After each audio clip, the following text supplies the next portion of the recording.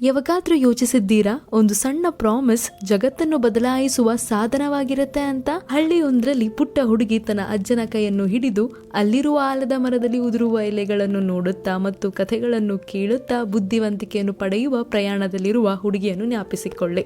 ಆದರೆ ಸಾಮಾನ್ಯದ ಕಥೆಯಲ್ಲ, ಇದು ಜ್ಞಾನದ ಸಾಮ್ರಾಜ್ಯದ ಕತೆ ಮತ್ತು 10,000 ಗ್ರಂಥಾಲಯವನ್ನು ನಿರ್ಮಿಸಿದ ಪ್ರಾಮಿಸ್ ಅದು. ಇವತ್ತಿನ ವಿಡಿಯೋದಲ್ಲಿ ಸುಧಾಮೂರ್ತಿಯವರು ಬರೆದಿರುವ how I thought my grandmother to read ಎಂಬ ಪುಸ್ತಕದಲ್ಲಿರುವ books for at least one library ಎಂಬ ಕಥೆಯನ್ನು ನೋಡೋಣ. ಸುಧಾಮೂರ್ತಿಯವರ ಕುಟುಂಬದಲ್ಲಿ ಪುಸ್ತಕವನ್ನು ಬರೀ ಶೆಲ್ಫಲ್ಲಿಡೋ ವಸ್ತುವನ್ನಾಗಿ ನೋಡದೆ ಅದನ್ನು ಬುದ್ಧಿವಂತಿಕೆಯ ದ್ವಾರವಾಗಿ ನೋಡ್ತಿದ್ರು. ಅವರ ಅಜ್ಜ ಶ್ರೀಮಂತರಲ್ಲ, ಆದರೂ ಆ ಊರಿನ ಜನ ಅವರಿಗೆ ಒಳ್ಳೆ ಗೌರವವನ್ನು ಕೊಡುತ್ತಿದ್ರು. ಹಣವಿರುವ ವ್ಯಕ್ತಿಯೂ ಸಹ ಅವರ ಅಜ್ಜನನ್ನು ನೋಡಿ ನಮಸ್ಕಾರ ಮಾಡ್ತಿದ್ರು. ಪ್ರತಿ ಸಂಜೆ ಆಲದ ಮರದ ಕೆಳಗೆ ಕೂತು ಕೈಯಲ್ಲಿ ಒಂದು ಪುಸ್ತಕವನ್ನು ಹಿಡಿದು ಓದುತ್ತಿರುವಾಗ ಊರಿನ ಜನರೆಲ್ಲರೂ ಬಂದು ಅಜ್ಜನ ಹತ್ರ ಅಡ್ವೈಸ್ ಕೇಳ್ತಿದ್ರು. ಅದಕ್ಕೆ ಸುಧಾಮೂರ್ತಿ ಅವರ ಅಜ್ಜ ಹತ್ರ ಕೇಳ್ತಾರೆ, ಯಾಕೆ ಶಿಕ್ಷಕರಿಗೆ ಇಷ್ಟೊಂದು ರೆಸ್ಪೆಕ್ಟ್ ಕೊಡ್ತಾರೆ ಅಂತ ಕೇಳಿದಾಗ ಅವರು ನಗುತ್ತಾ ಮಹಾಭಾರತದ ಕಥೆಯನ್ನು ಹೇಳಿದರು. ಅರ್ಜುನ ತುಂಬನೇ ವೀರ ಧೀರ ಶೂರ ಬಲಶಾಲಿಯಾಗಿದ್ದ, ಆದರೆ ಅವರ ಗುರುವಾದ ದ್ರೋಣಾಚಾರ್ಯರಿಗೆ ತುಂಬನೇ ಗೌರವವನ್ನು ನೀಡುತ್ತಿದ್ದ. ದ್ರೋಣರ ಬಳಿ ಹಣ ಕಾಸು ಏನೂ ಇರಲಿಲ್ಲ, ಅವರ ಬಳಿ ಇದ್ದಿದ್ದೆಲ್ಲ ಜ್ಞಾನ ಅಷ್ಟೇ. ಅರ್ಜುನ ಬಳಿ ಯಾರಾದರೂ ಬಂದು ಯಾಕೆ ಗುರುವಿಗೆ ಇಷ್ಟೊಂದು ಗೌರವ ಕೊಡ್ತೀಯ ಅಂತ ಕೇಳಿದ್ರೆ ಸಾಕು, ಅವ್ರು ಹೇಳ್ತಿದ್ರು, ಈ ಜೀವನದಲ್ಲಿ ಯಾವುದೂ ಶಾಶ್ವತವಲ್ಲ, ಅದು ವಜ್ರ ಚಿನ್ನ ಭೂಮಿ ಸೌಂದರ್ಯ ಎಲ್ಲವೂ ನಾಶವಾಗುತ್ತದೆ, ಆದರೆ ಜ್ಞಾನವನ್ನು ನಾಶ ಮಾಡಲು ಯಾರಿಂದಲೂ ಸಾಧ್ಯವಿಲ್ಲ. ನೀವೆಷ್ಟು ಹೆಚ್ಚು ನೀಡುತ್ತೀರೋ ಅಷ್ಟು ಹೆಚ್ಚು ಪಡೆಯಬಹುದು. ಜ್ಞಾನದ ಮೂಲವಾಗಿ ಗುರುವಿಗೆ ಗೌರವ ಕೊಡುವುದು ನಮ್ಮ ಕರ್ತವ್ಯ ಅಂತ ಹೇಳ್ತಿದ್ರು. ಅಜ್ಜ ಹೇಳಿದ ಕತೆ ಸುಧಾ ಅವರ ಮನಸ್ಸಿನಲ್ಲಿ ಹಾಗೆ ಉಳಿದಿತ್ತು.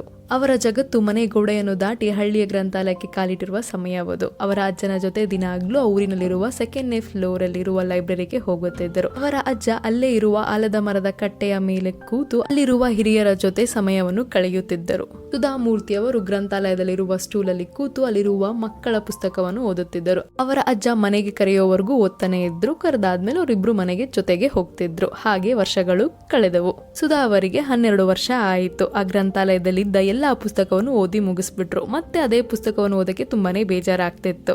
ಆವತ್ತು ಹಾಗೆ ಪುಸ್ತಕವನ್ನು ಓದಿ ಅವರ ಅಜ್ಜ ಕರೆದ್ರು ಅಂತ ಮನೆಗೆ ಹೋಗ್ಬೇಕಾದಾಗ ಅಜ್ಜ ಹೇಳಿದ್ರು, ನಿನ್ಗೊಂದು ಆಟ ಹೇಳ್ಕೊಡ್ತೀನಿ, ಅದೇನು ಅಂದ್ರೆ ನಾನು ಪೋಯಮ್ದು ಫಸ್ಟ್ ಲೈನ್ ಹೇಳ್ತೀನಿ, ಅದಾದ್ಮೇಲೆ ನೀನು ಕಂಟಿನ್ಯೂ ಮಾಡಬೇಕು ಅಂತ ಹೇಳಿದಾಗ ಹ್ಞೂ ಅಂತ ಹೇಳಿದೆ. ಅವಾಗ ಅಜ್ಜ ಹೇಳಿದ್ರು, if I have a wings ಅಂದಮೇಲೆ ಸುಧಾ ಅವರು ಹೇಳಿದ್ರು, I will go to the neighbouring village library and read many more books.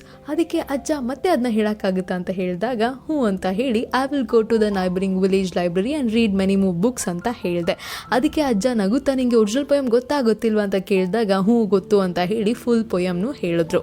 ಅಂದರೆ ಪಕ್ಕದಲ್ಲಿರುವ ಹಳ್ಳಿಯ ಲೈಬ್ರರಿಗೆ ಹೋಗಿ ಇನ್ನೂ ಜಾಸ್ತಿ ಪುಸ್ತಕವನ್ನು ಓದಬೇಕು ಅಂತ ಬಯಸ್ತಿದ್ದೀನಿ ಅಂತ ಸುಧಾ ಅವರು ಹೇಳ್ತಿದ್ದಾರೆ. ಅದಾದ್ಮೇಲೆ ಸುಧಾಮೂರ್ತಿ ಅವರನ್ನು ಕರೆದು ಅವರ ಪುಟ್ಟ ಕೈಯನ್ನು ಹಿಡಿದು, ನಿನಗೆ US ಅಲ್ಲಿದ್ದ ದ ಗ್ರೇಟ್ ಮ್ಯಾನ್ ಆಂಡ್ರೂ ಕಾರ್ನೆಗಿ ಬಗ್ಗೆ ಹೇಳ್ತೀನಿ. ಅವರು ಶ್ರೀಮಂತ ಮನುಷ್ಯ, ಅವರ ಬಳಿ ಹಣ ಬೇಕಾದಷ್ಟು ಆಸ್ತಿ ಎಲ್ಲ ಇತ್ತು.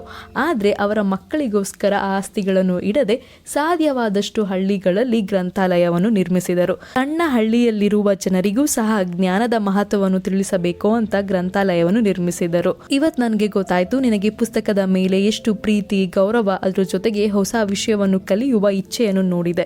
ನನಗೊಂದು ಪ್ರಾಮಿಸ್ ಮಾಡು, ನೀನು ದೊಡ್ಡವಳಾದ್ಮೇಲೆ ನಿನ್ನ ಬಳಿ ಎಂದಾದರೂ ಅಗತ್ಯಕ್ಕಿಂತ ಹೆಚ್ಚು ಹಣವಿದ್ದರೆ ಕನಿಷ್ಠ ಒಂದು ಗ್ರಂಥಾಲಯಕ್ಕಾದ್ರೂ ಪುಸ್ತಕವನ್ನು ಕೊಡು ಅಂತ ನನಗೆ ಪ್ರಾಮಿಸ್ ಮಾಡು ಅಂತ ಹೇಳಿದ್ರು ಅವರ ಅಜ್ಜ. ವರ್ಷಗಳು ಕಳೆದವು. ಸುಧಾಮೂರ್ತಿಯವರು ಯಶಸ್ಸನ್ನು ಕಂಡರು. ಆದರೆ ಅವರು ಅವರ ಅಜ್ಜಗೆ ಮಾಡಿಕೊಟ್ಟಿರೋ ಪ್ರಾಮಿಸ್ ಅನ್ನು ಎಂದಿಗೂ ಮರೆಯಲಿಲ್ಲ. ಇನ್ಫೋಸಿಸ್ ಫೌಂಡೇಶನ್ ಮೂಲಕ 10,000 ಗ್ರಂಥಾಲಯಕ್ಕೆ ಸಹಾಯ ಮಾಡಿದರು. ಈ ಜಗತ್ತಿನಲ್ಲಿರುವ ಎಲ್ಲರೂ ಜ್ಞಾನದ ರುಚಿಯನ್ನು ಪಡೆಯಲಿ ಅಂತ ಲೈಬ್ರರಿಯನ್ನು ನಿರ್ಮಿಸಿದರು. ಸೊ ಫೈನಲಿ ಈ ಪುಸ್ತಕವನ್ನು ಓದಬೇಕಾದಾಗ ನೆನಪಿಸಿಕೊಳ್ಳಿ, ಅದರಲ್ಲಿರುವುದು ಬರೀ ಕಾಗದ ಮತ್ತು ಇಂಕ್ ಮಾತ್ರ ಅಲ್ಲ, ಅದು ಬೇರೆ ಜಗತ್ತಿನಲ್ಲಿ ಕಾಲಿಡುವ ದ್ವಾರವಾಗಿರುವ ಸಾಧನವಾಗಿರುತ್ತೆ. ಕೆಲವೊಮ್ಮೆ ಒಂದು ಕತೆ ನಮ್ಮ ಜೀವನವನ್ನು ಬದಲಾಯಿಸಬಹುದು, ಆದರೆ ಇಲ್ಲಿ ಸುಧಾಮೂರ್ತಿ ಅವರ ಪ್ರಾಮಿಸ್ ಈ ಜಗತ್ತನ್ನು ಬದಲಾಯಿಸಿದೆ. ಸೊ ಈಗ ನೀವ್ ಹೇಳಿ, if you had wings where would they take you ಅನ್ನೋದನ್ನ ಕೆಳಗೆ ಕಮೆಂಟ್ ಮಾಡಿ. Thanks for watching. ಈ ವಿಡಿಯೋ ನಿಮ್ಗೆ ಇಷ್ಟ ಆಗಿದ್ರೆ like, share, comment, subscribe to our channel.